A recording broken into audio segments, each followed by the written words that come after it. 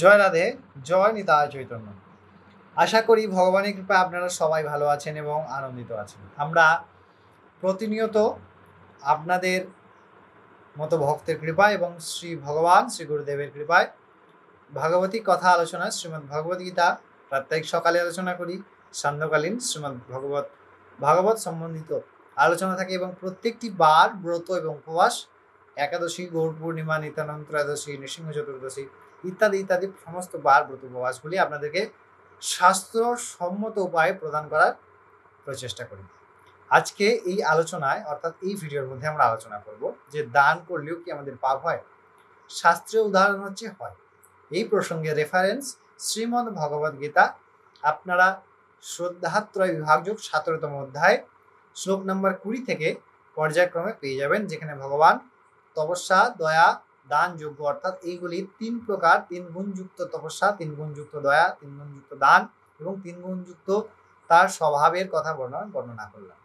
এক্ষেত্রে দান যদি স্থান, কাল, পাত্র বিবেচনা না করে করি তাহলেও কিন্তু আমাদের সেই দান অধর্মের দান হয়, তাহলে সেই দান তামসিক দান বলা হয় এবং সেই দান আমাদের পরম ক্ষতি সাধন করে।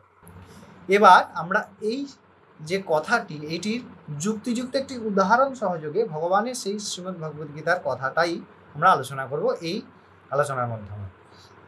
ভগবান বলছেন যখন তপস্যা যখন দানটি স্থান, কাল, পাত্র বিবেচনা না করে করা হয় এবং অনুপযোগী ব্যক্তিকে করা হয়। উদাহরণ যদি আমরা দেখি তাহলে কোনো এক ক্ষুধার্ত ব্যক্তি বা অক্ষুধার্ত ব্যক্তি আমাদের কাছে অভিনয়ের দ্বারা বা কোনো প্রকারে দান চাইছে যে আমায় কিছু অর্থ প্রদান করুন, আমি খেতে পাই না ইত্যাদি ইত্যাদি।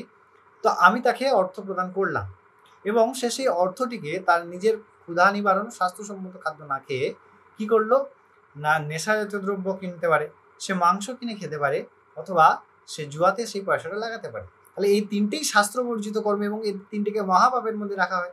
বা অস্ত্রী সঙ্গ করতে পারে। তো এই অর্থ যখন অধর্মের কাজে লেগে যায় তার জন্য তার সাপোর্টিং যিনি দান করছেন, তাই সেই পাপের ভাগী কিন্তু আমাদেরকেও হতে হবে। সুতরাং এই দানের দ্বারা আমাদের কিন্তু পাপও হয়।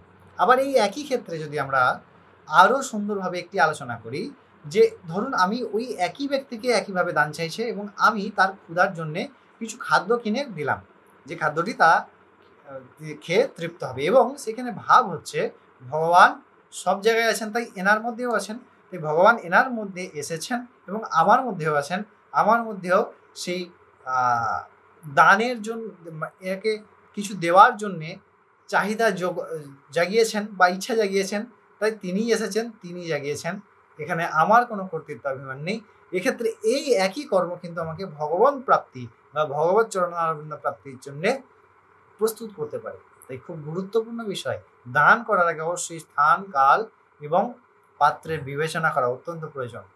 অপাত্রে দান তাহা নষ্টই হয়, তাহা ধ্বংসই করে। তাই আমাদেরকে খুব সচেতন হয়ে এই বিষয়গুলিকে দেখতে হবে এবং প্রত্যেকটি বার ব্রত উপবাস, একাদশী, নিত্যানন্দ ত্রয়োদশী, গৌরাঙ্গ পূর্ণিমা ইত্যাদি ইত্যাদি প্রত্যেকটি ব্রত আমরা শাস্ত্রসম্মতভাবে আপনাদেরকে প্রদান করার প্রচেষ্টা করি। যাতে আমাদের সঙ্গে যুক্ত হয়ে আছেন তাদেরকে অনেক ধন্যবাদ। যারা নতুন দেখছেন অবশ্যই সঙ্গে জুড়ে থাকুন।